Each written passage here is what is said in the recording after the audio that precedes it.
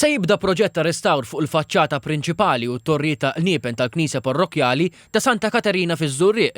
Ix-xogħol se jsir mid-Dipartiment tar-Restawr u l-Preservazzjoni wara li ġie ffirmat ftehim bejn iż-żewġ partijiet li ntqal għandu lan li jassigura l-konservazzjoni u l-protezzjoni tal-valur storiku u arkitettoniku ta' din il-Knisja. Il-Knisja Parrokjali taż-Żurrieq, iddedikata lil Santa Katarina, hija waħda mill-eqdem u l-aktar sinifikanti f'Malta. L-oriġini tagħha jmur lura għaż-żminijiet medjevali, iżda l-binja attwali imbniet fis-seklu 17 fuq disinn ta' Lorenzo Gafà.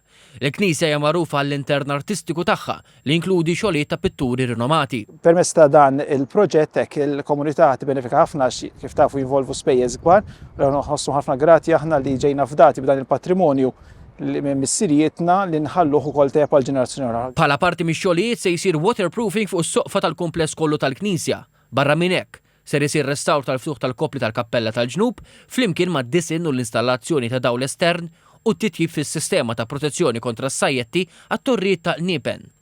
Il-Ministru għall-Kultura Owen Bonnici qal li dan il-proġett ta' restawr huwa investiment importanti fil-wirt kulturali u reliġjuż li qal li saħħaħ l-identità tal-komunità taż-Żurrieq u jħares il-ġmiel storiku tal-Knisja għal ġenerazzjonijiet futuri.